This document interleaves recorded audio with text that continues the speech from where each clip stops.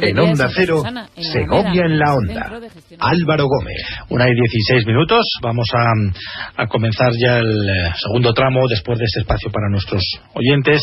Estamos hablando de un tema que nos sigue dando información y que, bueno, pues un poquito píldora a píldora se van dando algunos reconocimientos. Hablamos de, ya saben, la plataforma de víctimas de Salvia de Santiago, que desde hace tiempo, bueno, pues absolutamente disconformes con lo que fueron las primeras investigaciones, las sentencias, el trato dado en España, pues decidieron enviar este asunto a Europa, que fue el que pegó un buen tirón de orejas a la justicia española, y desde luego ellos querían, ¿no? Poner por una parte negro sobre blanco, aclarar la verdad e intentar que al menos no se premiara políticamente a quienes habían hecho, pues desde luego, cuestiones dramáticas, desde luego. Saludamos ya a Javier García, que está con nosotros. Hola, Javier. Claro. Buenos días y muchas gracias. Siempre procuramos resumir un poquito muy rápido, ¿verdad? Porque al final vamos a esos fogonazos de vez en cuando de la justicia que poquito a poco os van dando la razón, Javier. Sí, bueno, poquito, muy de tarde en tarde, quiero decir, porque ha costado 5 años, llevamos ya 5 años y medio desde que ocurrió el accidente. Hubo un primer cierre, este es el segundo cierre de la instrucción, no ha habido ninguna sentencia todavía, solo es cierre de instrucción, sí, la investigación penal, la investigación. El primero fue en octubre de 2015 y se cerró solo en base al infame informe de la CIAF, se cerró con el maquinista como único imputado. La audiencia, 7 meses después, la audiencia obligó a reabrir el caso al magistrado, instada, como tú has dicho, por Europa, porque los informes de Europa decían que la investigación había sido deficiente y parcial. Entonces obligó a reabrirlo, señalando al juez que tenía que ver si se había evaluado correctamente los riesgos de la línea, ¿no? Entonces ahora este es el resultado. De 2016 a 2018 estamos finales. El resultado es que el juez cierra la investigación del Albia con 2 acusados, que son el maquinista, la versión oficial de siempre, pero el jefe de seguridad de Adif, ¿no?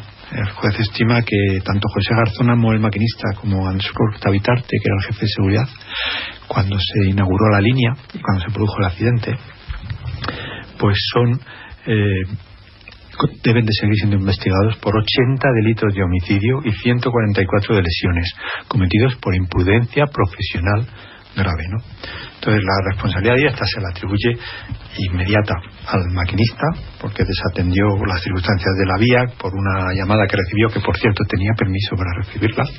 Puedes conducir un coche y no puedes hablar por teléfono, pero un tren que va a 200 tienen permiso para hablar por teléfono. Pero hasta ahí la versión oficial.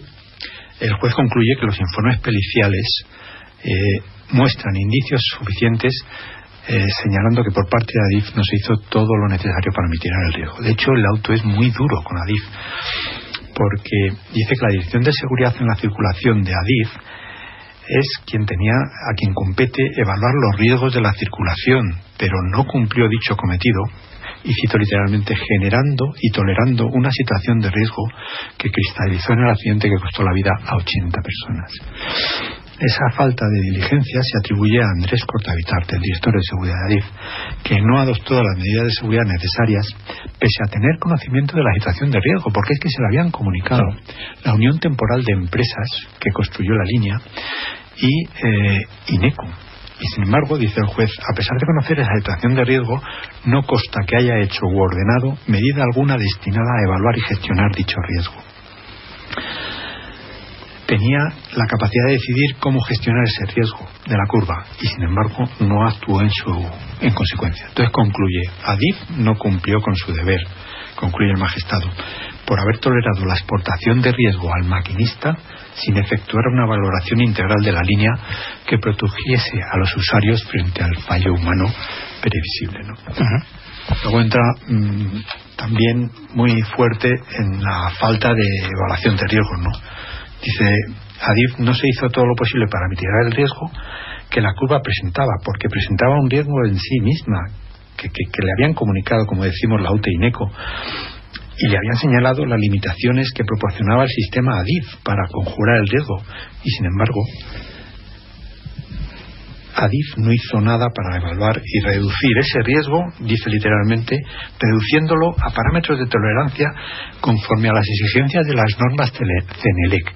Ojo, estamos diciendo que en contra de lo que han dicho todos los de Renfe, Adif, y Fomento, que han pasado por el juzgado y por la comisión, todo estaba en orden. No, se incumplió la legislación, se incumplió la normativa CNELEC, se incumplió la normativa europea. Y todo eso lo hizo la DIF.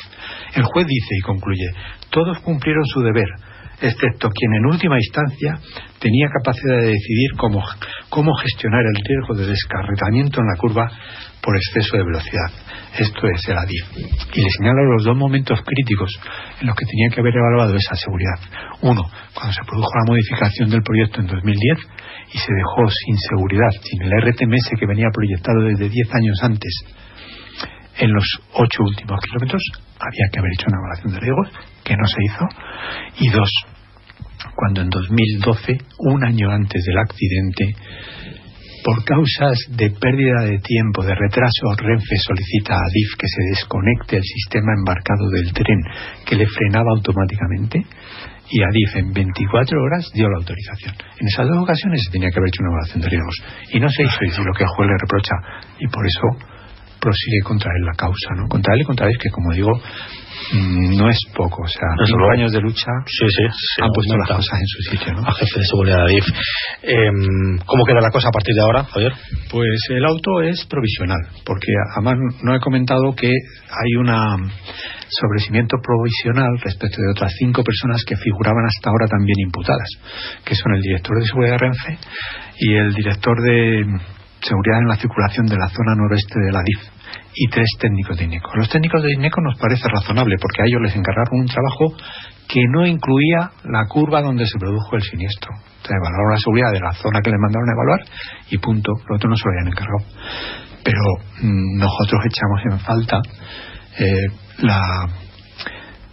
que está coja la imputación, porque falta la de Antonio Lanchares, el director de seguridad de Renfe, porque es que Renfe también tenía que haber evaluado la seguridad. No vale que a ADIF le entregue una infraestructura y le diga, ahí está. No. Pero sobre todo es que es más grave, porque fue Renfe, fue Antonio Lanchares quien pidió a Andrés Cortavizarte la desconexión del sistema embarcado. Y en ese momento no tenía en cuenta la inseguridad que creaba a los maquinistas, que son personal de Renfe, dejándoles en una situación de completa indefensión.